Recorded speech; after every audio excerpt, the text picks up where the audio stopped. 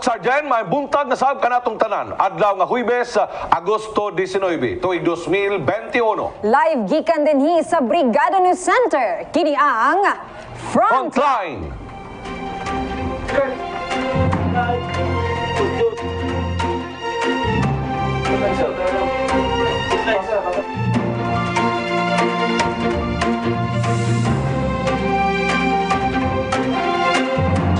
Ang kinatibuk-ang ihapa sa mga nagpositibo sa COVID-19 sa Bangsamoro Region. Sa pinakaulahing tala sa Bangsamoro Ministry of Health, 26 ang nagpositibo ning Martes og naguna sa maong ihapa ang Cotabato nga adunay 12 ka mga kaso napulo sa Lanao ug upat sa Maguindanao. Sa pagkakaroon adunay 466 kaaktibong kaso ang tibok rehiyon human makarecover ang ana sa 8,892 nga mga pasyente og 374 ang ihap sa mga nangamatay.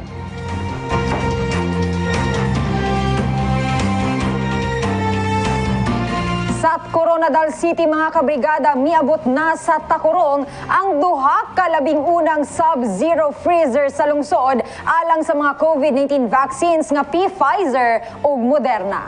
Ana sa negative 60 Celsius ang temperatura nga gikinahanglan alang sa mga bakuna nga Pfizer, samtang 25 ngadto sa 15 degrees Celsius usab sa Moderna vaccine. Mao nga dako ang mamahimong tabang sa pag-abot sa mga freezers alang sa alokasyon sa syudad ug may safety storage na ang mga bakuna. 1.18 million pesos ang gi-allocate sa syudad sa Tacorong sa pagpalit ni anang mga bakuna.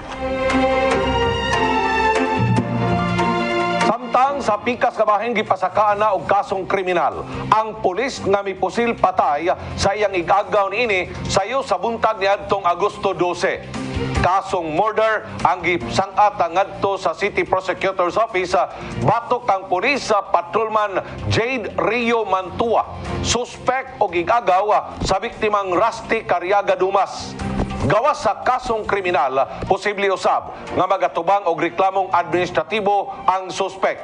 Kay dumduman nga gipusil patay sa suspek ang biktima sulod mismo sa iyang panimalay sayo sa buntag niadtong Agosto 12.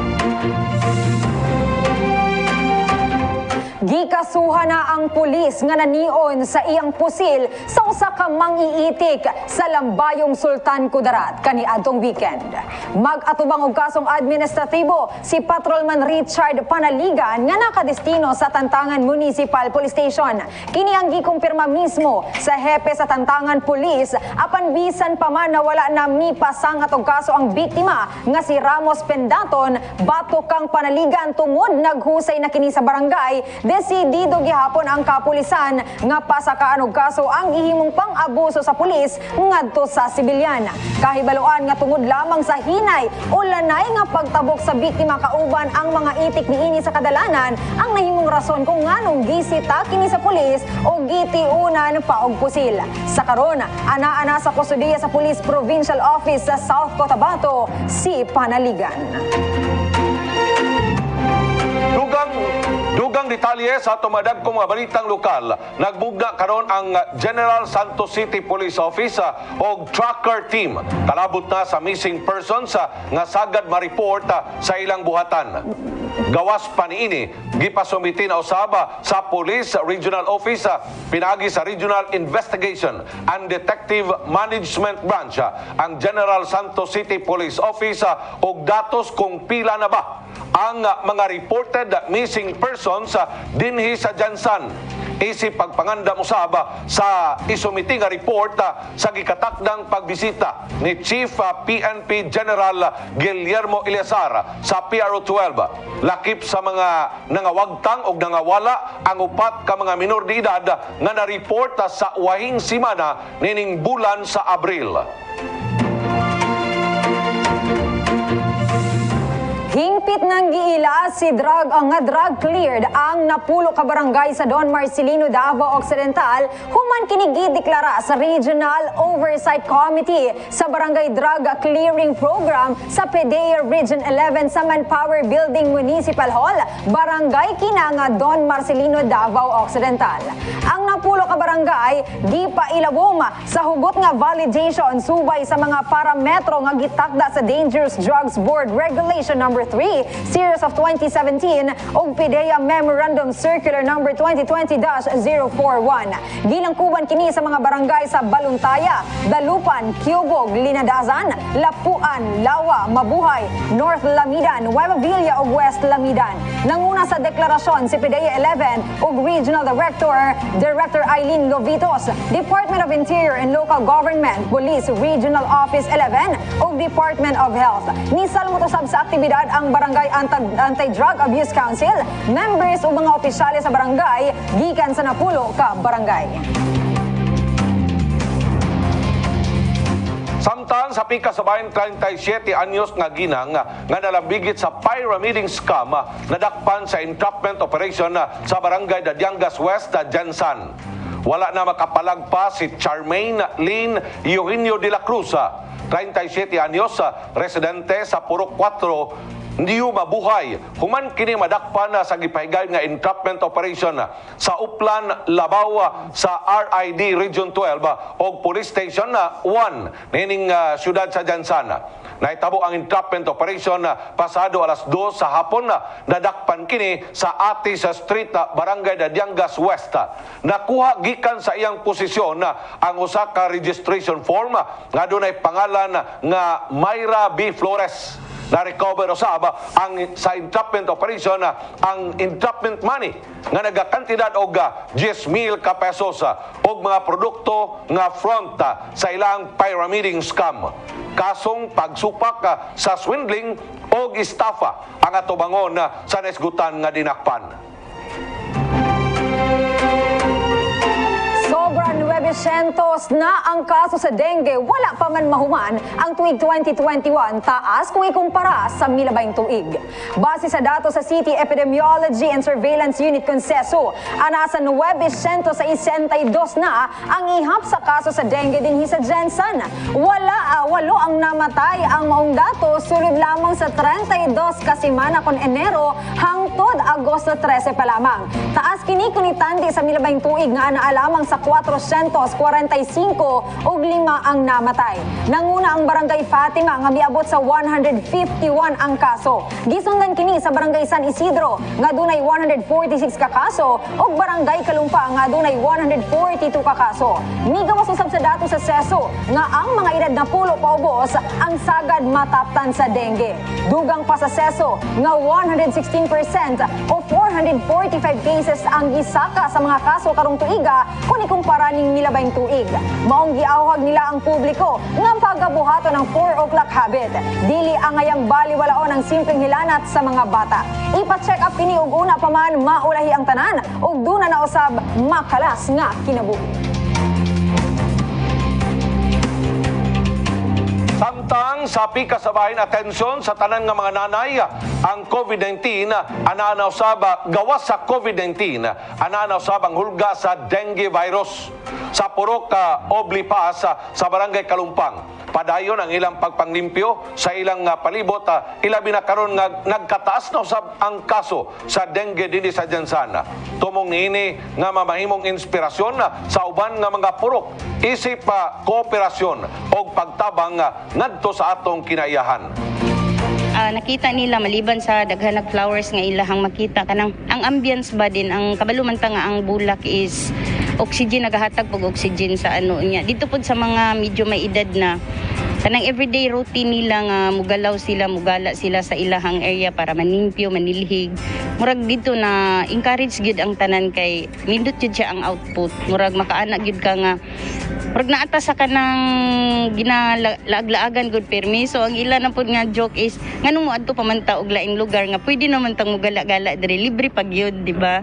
Pag makita mong marumi, no, ang palibot mo, may psychological effect siya kasi nagiging eyesore nga sa mata natin, no? At nakakadagdag siya doon sa stress ng isipan natin. Pero pag malinis ang kapaligiran mo, maliwalas, no? Naka-arrange yan, it gives you peace of mind, no? May impact siya sa psychological natin. So talagang malaki ang kahalagahan ng isang malinis at maayos na kapaligiran, lalo na ngayon sa pandemic na situation natin, no? May mga studies talaga, scientific studies na nagpo-prove na malaki ang epekto ng green na kapaligiran sa ating psychological state.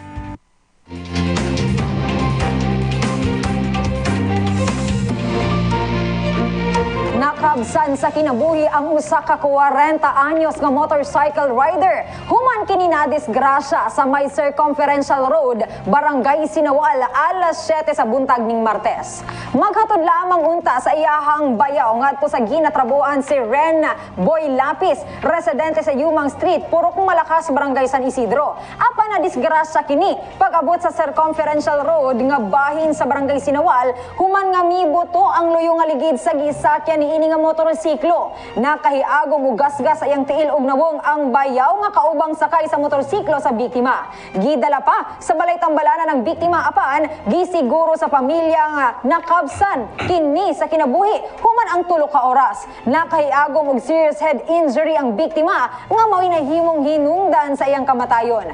Matod sa Traffic Enforcement Unit kun TEU Gensan, duna kunoy dala nga helmet ang biktima apan wala kini gisuot.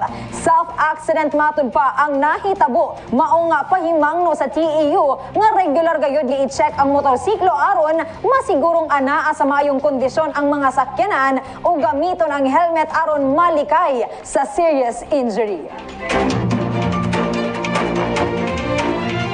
Dugang detalye sa tumadag kong mabalita. Atensyon sa atong tanan nga mga kabrigada.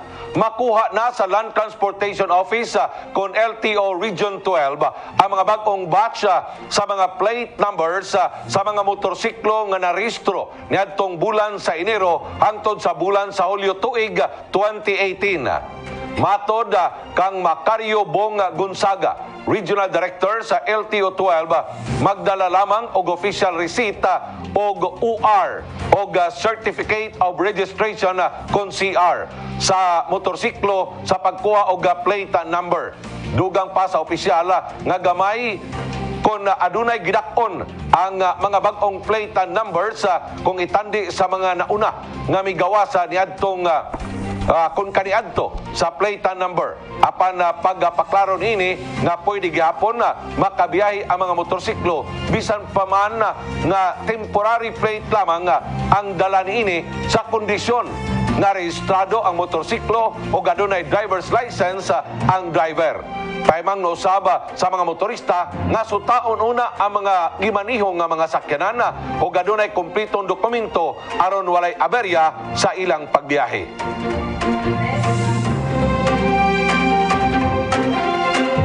Posible nga mawalaan og tsansa nga makaboto ang milyon ka mga Pilipino kung dili tugutan ang pagpalawig sa deadline sa voter registration. Apan gibutyag usab sa COMELEC Gensan nga andam kini kung tugutan man ang pagpalawig sa voter registration. Sa pinakaauhing dato sa COMELEC Gensan, kapin 900 na ang nadawat sa Barangay San Jose nga aplikasyon. Samtang kapin 5 kagatos usab ang nadawat nga aplikasyon sa Robinsons Mall ning Lunes. Ginaawag usab sa COMELEC nga ang mga last-minute registrants nga magparehistro na o dili na huwaton pa ang deadline. I hope nga ang Gensan matarong, actually tarong man jud siya, di ba? Kanang more improvement, enhance sa community diri sa Dakbayan sa Gensan.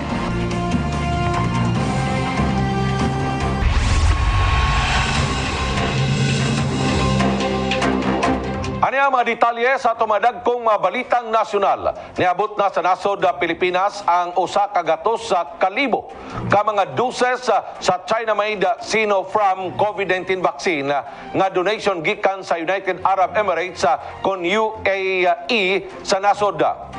kini ang labing unang batch sa Sinopharm vaccine nga gipadala sa nasod og unang shipment sa maong bakuna nga gama sa nasod sa China nga napubliko og na-publicize sa atong gobyerno. Una nang gibutyag sa United Arab Emirates nga maghatag sila og donasyon nga mokabat ngadto sa tunga sa milyon ka mga doses nga COVID-19 vaccine sa Pilipinas. Kay nung duman nga ang mga nag-unang donasyon sa Chinese government nga Sinopharm vaccine wala gi sa publiko sa gobyerno. Naibaluan nga diyang gianunsyo sa Malacañang nga nabakunahan na nabakunahan na og Sinopharm si Presidente Duterte. Apan labing una pa nga nabakunahan ang pipila ka mga miyembro sa Presidential Security Group kon PSG o mga militar sa matod pa smuggled doses sa Sinopharm vaccine yadtong milabayng tuig. Kini bisan pa man og walay emergency use authorization gikan sa FDA. Ning milabay nga Hunyo lamang sa diyang gigarantiyahan sa FDA gikan sa United Arab Emirates sa Sinopharm vaccine.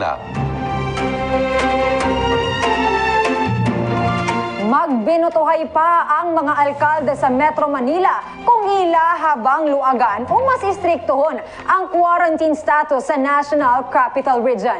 Kinisubay sa pahumanay ng patumang Enhanced Community Quarantine con ECQ sa NCR sa Agosto 20. Mato di Metropolitan Manila Development Authority con MMDA Chairman Benhur Abalos, kini ang nahimong resulta sa meeting sa mga alkalde ning Martes sa gabi.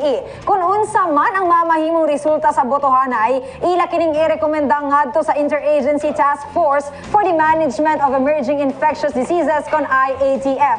Kahinumduman nga nakatakdang i-anunsyo usab sa IATF ang bagong quarantine status sa NCR usa ka daw una ang isa ka daw bago ang mahuman ang ECQ sa Agosto 20. Samtang sa mga dagkong balitang internasyonal, ginapaspasan karon sa kadaghanan sa mga Afghan nga mapapha kon madilit na ang ilang mga digital history o biometric database human masakop sa Taliban ang ilang nasod.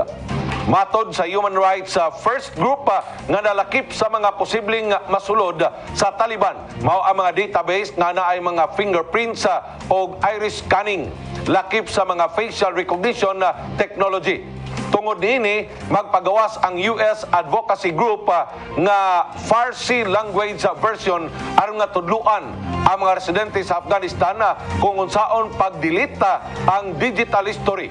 Gibutyag ni Wilton Chang, Chief Technology Officer sa grupo nga say gayong makuptan sa mga Taliban ang data sa mga tao, maglisod na sila sa pagtago og duna sila'y katakos nga makita ang ilang mga contacts og networks nga ginadtuan sa matag individual.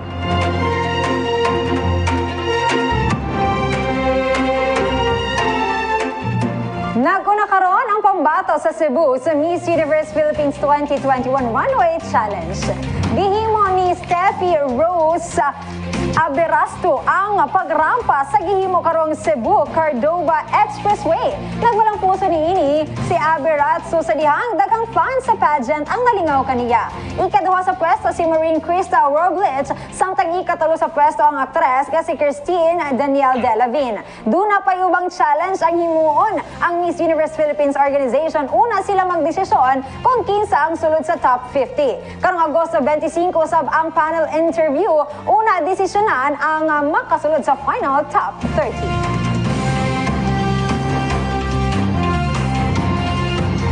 Sa mga dagkong balita sa paugnata sa kusog, nagplano karon ang Philippine Basketball Association kon PBA nga ipadayon ang 2021 Philippine Cup pinaagi sa pagpaygayon og simay bubble set-up dito sa Pampanga.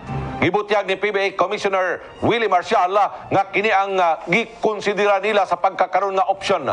Halayo kini sa gipahigayon nila niadtong tuig 2020 nga All Filipino Conference nga nakagasto sila og 70 million pesos. Dugang paniini nga saluon sa matag kupunan ang ilang mga gastuonon sa mga hotel accommodations sa ilang mga players. Kung kainumdumana nga Agosto 3 gikan sila sa PBA ang ilang mga dula tungod sa bahad sa COVID-19 ug Delta variant kung diin gipailaw mo sa gobyerno ang Metro Manila sa enhanced community quarantine. Mao ka na ang mga frontline nga balita karong buntag. Ako si Kabrigada CJ Sering. Mga balita nga adlaw-adlaw ninyong nga mahibaluan o matutukan dinhi sa Brigada News TV. Ako si Kabrigada Carlo Guzman Duga-Duga. Kini ang Frontline.